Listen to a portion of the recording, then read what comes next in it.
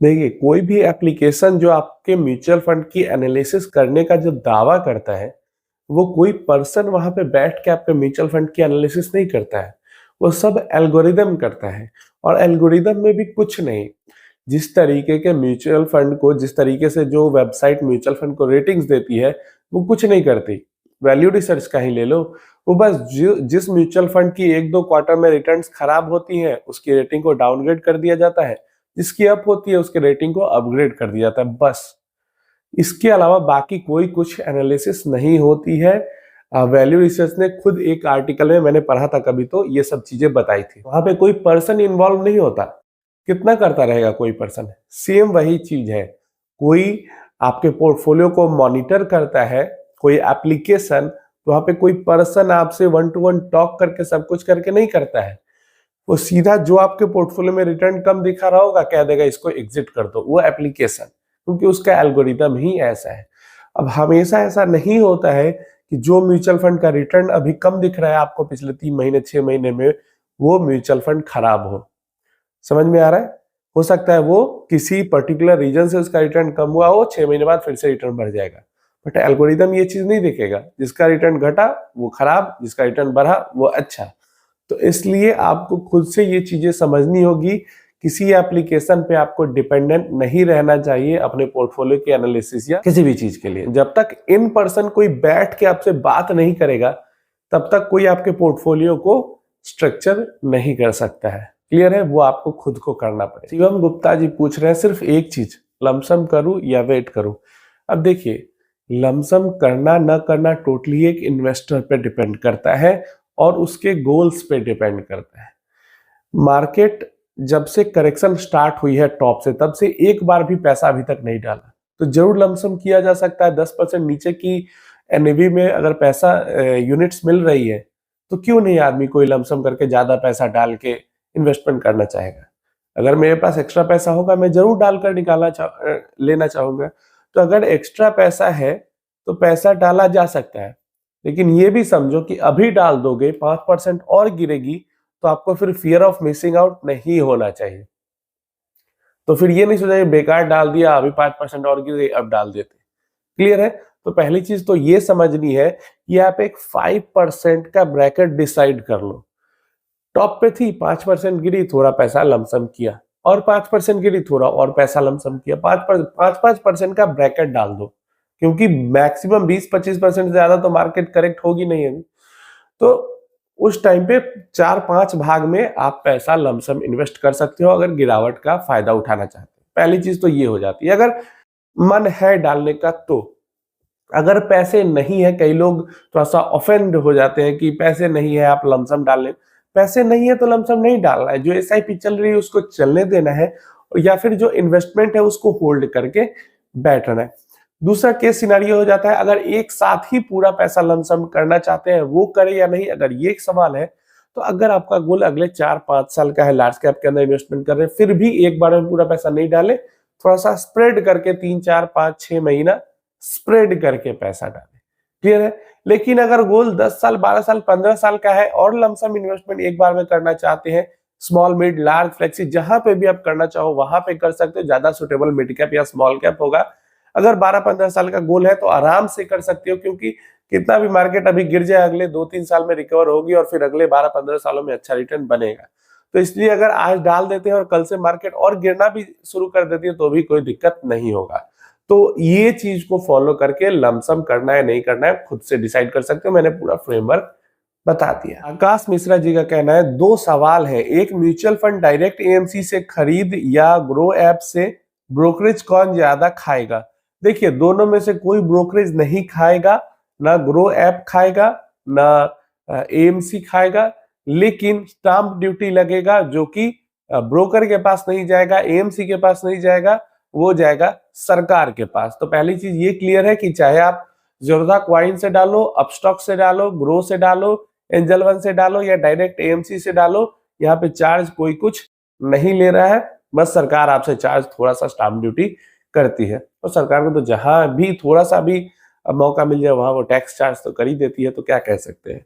दूसरा क्वेश्चन है, UTI Nifty alpha लो volatility 30 index fund खरीदे कि नहीं? तो देखिए ये तो आपके गोल पे डिपेंड करता है कि आपका जो पैसा है, जो पैसा आप इसके अंदर डालना चाहते हो, कितने समय के लिए डालना चाहते हो। जब तक ये मुझे नहीं पता होगा कितने समय के लिए पैसा डालना है, तब तक मैं कैसे, या मैं या कोई और कैसे ये समझ सकता है कि ये फंड सही है या नहीं। अब मान लो आपका जो पैसा है, आप पूछोगे सीधा कि क्या इस स्मॉल कैप में इन्वेस्ट करें? अब आपको इन्वेस्ट कितने समय के लिए करना है, यही अगर मुझे नहीं पता तो मैं कैसे बताऊं कि करना चाहिए या नहीं करना चाहिए। क्लियर है? तो इसलिए आधा अधूरा क्वेश्चन है, इसलिए मैं यहाँ पे जवाब नहीं दे पाऊंगा। लेकिन मुझे लगता है काफी सारे बेहतर ऑप्शन इस फंड से, बेहतर फंड्स अवेलेबल है मार्केट में इन्वेस्ट करने के लिए हर टाइम पीरियड के लिए। तो एक बार क्वेश्चन पूरा आप करोगे तो मैं अच्छे से आपको समझा पाऊंगा, या दूसरे लोग भी अगर आप क्वेश्चन करते हो तो पूरा क्वेश्चन किया करें।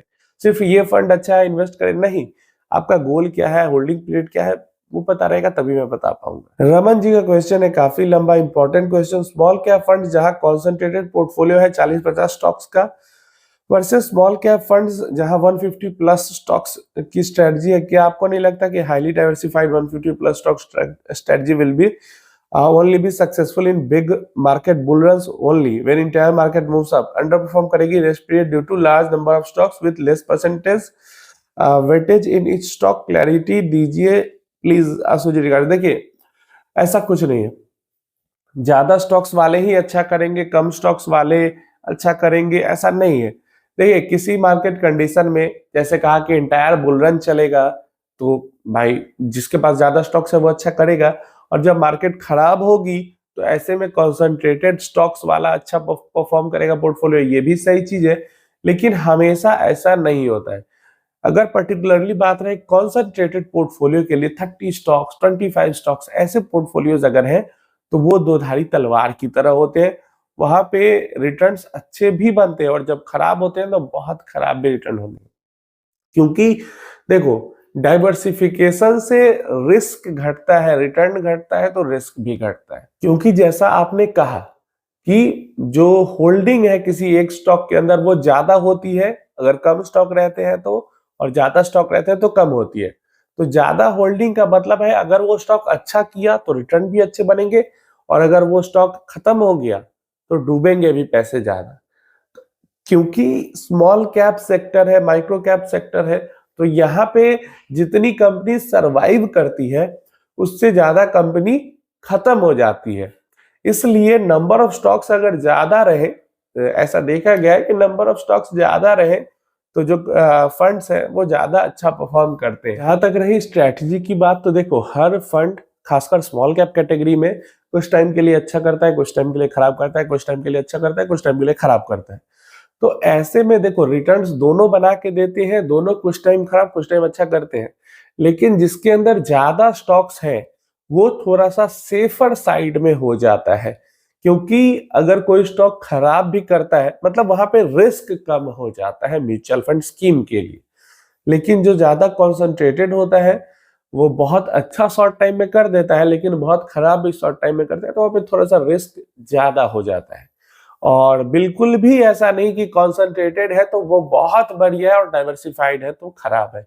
एक्चुअली में जो ज्यादा डाइवर्सिफाइड है वो ज्यादा सेफ है, उसके अंदर थोड़ी सी वॉलेटिलिटी भी आपको नॉर्मल जो कॉन्सेंट्रेटेड है उससे कम देखने को मिलेगी। कॉन्सेंट्रेटेड पोर्टफोलियो बहुत ज्यादा वॉलेटाइल भी होता है, तो वॉलेटिलिटी को लेकर भी जो रिस्क है वो ज्यादा है, और जो कंपनीज खत्म हो जाने का रिस्क है वो भी थोड़ा ज्यादा होता है कॉन्सेंट्रेटेड में।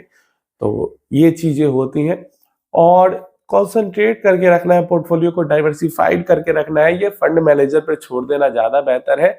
हमें बस इन्वेस्टमेंट करना चाहिए और उस पर ध्यान देना चाहिए। आई किरण जी का सवाल है, sir small cap mutual fund versus ETF which one is better? देखिए ईटीएफ होता है इंडेक्स, स्मॉल कैप एक्टिव कोई फंड है, उसके अगेंस्ट में क्या स्मॉल कैप 250 इंडेक्स हो सकता है, स्मॉल कैप 100 इंडेक्स होता है, स्मॉल कैप 50 इंडेक्स हो सकता है। तो स्मॉल कैप के केस में मैं कहूंगा, क्योंकि मैं हमेशा शुरू से भी, आप मेरा वीडियो देखोगे ना आज से 2 साल पहले भी, तो इंडेक्स की जगह मैं एक्टिव जो स्मॉल कैप फंड्स होते हैं, जो स्मॉल कैप नॉर्मल फंड्स है जैसे एसबीआई, निपॉन, पॉइंट, ये सब, वो मुझे ज्यादा बेहतर लगता है। और डेटा भी यही कहता है कि इंडेक्स से बेहतर परफॉर्मेंस स्मॉल कैप फंड्स का लॉन्ग टर्म में 10, 12, 15 साल में रहा है। क्लियर है? यही सवाल अगर आप लार्ज कैप में के बारे में कहते हैं कि large cap fund versus ETF कौन सा बेहतर है, तो क्योंकि ईटीएफ अगेन इंडेक्स ही है, तो लार्ज कैप फंड से कभी-कभी केस सिनेरियो में ईटीएफ बेहतर हो सकता है, इंडेक्स बेहतर हो सकता है। लेकिन स्मॉल कैप की जब बात आती है तो इंडेक्स से बेहतर एक्टिव स्मॉल कैप परफॉर्म पिछले कई सालों से करते हुए दिखे हैं। 6 महीने, 1 साल में, 2 साल में आपको दिखेगा कि नहीं अच्छा कर पाते हैं, लेकिन जब आप 10 साल का पीरियड उठाओगे, 8 साल का, 5 साल का उठाओगे, 12 साल का उठाओगे, तो दिखेगा कि एक्टिव स्मॉल कैप ज़्यादा बेहतर कर पाते हैं। तो इसलिए स्मॉल कैप फंड्स मुझे ज़्यादा बेहतर लगते हैं। ये आज के सारे सवाल थे, क्वेश्चन आंसर्स थे। आपकी क्या राय है इन सब पे नीचे कमेंट बॉक्स में ज़रूर बताना। आपका कोई टॉपिक पे आपको जानकारी चाहिए, आपका कोई सवाल है, तो वो सब भी आप चाहो तो नीचे कमेंट बॉक्स में पूछ सकते हो।